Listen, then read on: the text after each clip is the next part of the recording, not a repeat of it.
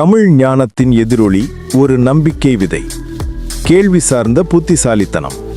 பூர்வ காலத்து புதிர்களில் ஒரு வளமான வாழ்க்கைக்கு தேவையான இரகசியங்கள், காலத்தால் அழியாத வணிக உத்திகள் மற்றும் ஆழமான குடும்ப ஆலோசனைகள் ஒளிந்திருக்கின்றன என்று நான் சொன்னால் என்ன நினைப்பீர்கள்? இவை வெறும் பழமொழிகள் அல்ல. இவைதான் தமிழ் கலாச்சாரத்தின் தலைமுறையாக கடத்தப்பட்டு இன்றும் 2025 அக்டோபரில் நம் வாழ்வில் ஒளியுடன் எதிரொலிக்கும் ஞானப்பட்டகங்கள். காலத்தை வென்ற இந்த பழமொழிகளை நாமும் ஒரு சேர பிரித்து அவற்றின் சக்தியை அறிந்து கொள்ள புறப்படுவோம். யுகங்களின் எதிரொலிகள், பழமொழிகளின் நிலைத்த ஆற்றல். இந்த வேகமான உலகில் ஆதிகாலத்து ஞானத்திற்கு ஏன் இவ்வளவு மதிப்பு? ஏனென்றால் நம் அவசர வாழ்க்கையின் இரைச்சலில் அமைதியான ஆழமான குரல் ஒன்று இன்றும் ஒலித்துக் கொண்டிருக்கிறது. அதுதான் தமிழ் பழமொழிகள். தமிழ் உலகின் மிக பழமையான, இன்றும் உயிர்ப்புடன் இயங்கிக் கொண்டிருக்கும் மொழிகளில் ஒன்று. அதன் வாய்மொழி மரபு வெறும் சொற்களை அல்ல, ஒரு முழு பண்பாட்டு தன்மையையே தன்னுள் அடக்கி கடத்தியிருக்கிறது. ஒவ்வொரு பழமொழியும் ஒரு சிறு கண்ணாடி போல அன்றைய சமூகத்தின் மதிப்புகளையும் வாழ்க்கை தத்துவங்களையும் நமக்கு காட்டுகிறது. நாம் இங்கே பிரிக்கப் போவது வெறும் வாக்கியங்களை அல்ல, ஒரு கலாச்சாரத்தின் ஆழமான ஞான பின்னலை கண்டறிய போகிறோம். அன்றாட வாழ்வின் இரகசிய பூட்டுக்களை உடைத்தல். நம் தினசரி வாழ்க்கையில் ஒவ்வொரு அடியிலும் வழிகாட்டும் சில எளிய ஆனால் வலிமையான பழமொழிகளை முதலில் பார்க்கலாம். முயற்சி திருவினையாக்கும். நேரடி பொருள்: முயற்சி செல்வத்தை, அதாவது நல்ல விளைவுகளை உருவாக்கும். ஆழமான ஞானம்: வெறும் ஆசைகள் மட்டும் வெற்றியை தராது. வெற்றிக்கு அடிப்படை இடைவிடாத சரியான முயற்சி மட்டுமே. ஒரு மாணவர் தேர்வில் வெற்றி பெற வேண்டுமென்றாலோ, ஒரு வியாபாரி தனது விற்பனையை அதிகரிக்க வேண்டுமென்றாலோ, அந்த இலக்கை அடைய தேவையான செயலில் இறங்க வேண்டும். எண்ணுவது ஒரு பங்கு என்றால் செயல்படுவது 9 பங்கு. சும்மா உட்கார்ந்திருந்தால் எதுவும் நடக்காது. முயற்சிதான் செயல். ஆழம் தெரியாமல் காலை விடாதே. நேரடி பொருள்: ஆழம் எவ்வளவு என்று தெரியாமல் தண்ணீரில் காலை வைக்காதே. ஆழமான ஞானம்: எந்த ஒரு செயலையும் தொடங்குவதற்கு முன் அதன் ஆபத்துகள், சவால்கள் மற்றும் சாதக பாதகங்களை முழுமையாக ஆராய்ந்து தெரிந்து கொள்ள வேண்டும். தெரியாமல் செய்யும் காரியம் பெரிய சிக்கலில் முடிந்துவிடும். ஒரு புதிய தொழிலை தொடங்குதல், ஒரு பெரிய முதலீடு செய்தல் என எந்த ஒரு முடிவாக இருந்தாலும் அவசரம் வேண்டாம். ஆராய்ந்து செயல்படுவது தோல்வியை தவிர்க்கும் முதல் படி. உப்பிட்டவரை உள்ளளவும் நினை. நேரடி பொருள்: நமக்கு உப்பு வழங்கியவரை, அதாவது சோறு போட்டவரை, நம் உயிர் உள்ளவரை நினைவில் வைக்க வேண்டும். ஆழமான ஞானம்: இது நன்றி உணர்வை வலியுறுத்தும் மிக முக்கியமான பழமொழி.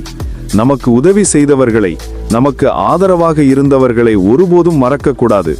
ஒருவேளை நீங்கள் வெற்றியின் உச்சியில் இருந்தாலும் உங்கள் ஆரம்ப காலத்தில் உதவிய நபரை மறந்து விடாதீர்கள். நன்றி உணர்வு நல்லுறவுகளின் அடித்தளமாகும். சமூகத்தின் வளர்ச்சிக்கு, மக்கள் ஒருவருக்கொருவர் சார்ந்து வாழ்வதற்கு இது அத்தியாவசியமான அறமாகும். சொற்களுக்கு அப்பால் தத்துவம் மற்றும் அறநெறி செறிவுகள். இனி நம் வாழ்க்கையின் ஆழமான தத்துவம் மற்றும் அறநெறி சார்ந்த பழமொழிகளை ஆராய்ந்து பார்ப்போம். அகத்தின் அழகு முகத்தில் தெரியும். வரலாற்று பின்னணி. சங்ககாலம் தொட்டு தமிழ் சமூகம் உள் ஒழுக்கத்திற்கும் தூய்மைக்கும் அதிக முக்கியத்துவம் கொடுத்தது. வெளிப்புற அலங்காரத்தை விட அக அழகே மேலானது என கருதப்பட்டது. தத்துவம்: ஒருவரின் மன தூய்மை, குணம் மற்றும் எண்ணங்களின் பிரதிபலிப்பே அவர்களின் முகம். நீங்கள் மகிழ்ச்சியாக, அமைதியாக, நேர்மையாக இருந்தால் அந்த தெளிவும் பிரகாசமும் உங்கள் முகத்தில் தானாகவே வெளிப்படும். நீங்கள் பொறாமை, கோபம், கவலை கொண்டிருந்தால் அதுவும் உங்கள் முகத்தை வாடச் செய்யும். உண்மையான அழகு என்பது மேக்கப்பில் இல்லை, அது உங்களின் உள்ளத்தில் இருக்கிறது. முயலும் வெல்லும், ஆமையும் வெல்லும், ஆனால் முயலாமை என்றுமே வெல்லாது. வரலாற்று பின்னணி. திருக்குறளில் இருந்து நவீன இலக்கியம் வரை தமிழின் மைய கருத்துகளில் ஒன்று ஏமழுது ஊக்கமே. இது ஈசாப் கதையில் வரும் முயல், ஆமை, ஓட்ட பந்தயத்தின் முடிவை தமிழ்ச் சமூகத்தின் உளவியல் பார்வையில் விளக்குகிறது.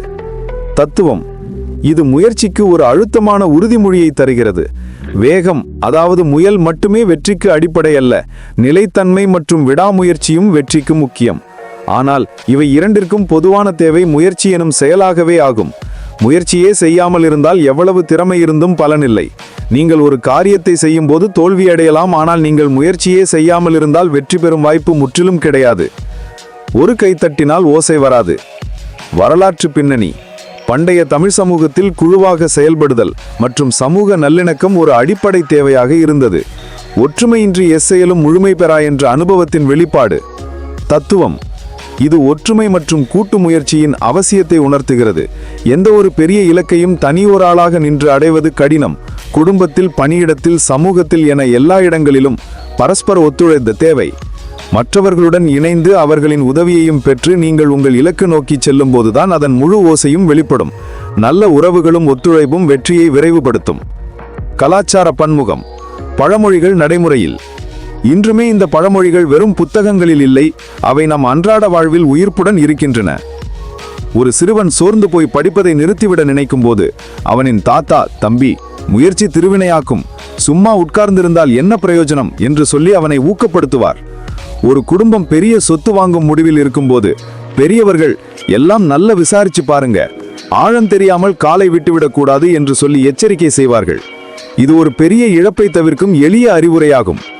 வேலை கிடைக்காமல் அல்லது ஒரு போட்டியில் தோற்று போகும்போது நண்பர்கள், இன்னைக்கு நீ தோத்துட்ட, ஆனா முயலாமை என்றுமே வெல்லாது என்பதை மறந்து விடாதே என்று சொல்வது ஒரு மிகப்பெரிய ஊக்க மருந்தாக இருக்கும். இந்த பழமொழிகள் தமிழ் கலாச்சாரத்தைச் சேர்ந்தவை என்றாலும் இவற்றின் சாரம் உலக மக்கள் அனைவருக்கும் பொதுவானது. இன்று நீங்கள் கற்ற தமிழ் பழமொழிகளில் உங்களுக்கு மிகவும் பிடித்த பழமொழி எது? அது உங்கள் வாழ்க்கையின் எந்த சூழ்நிலையில் உங்களுக்கு உதவியாக இருக்கும் என்று நினைக்கிறீர்கள்? கீழே உங்கள் கருத்தை எங்களுடன் பகிர்ந்து கொள்ளுங்கள்.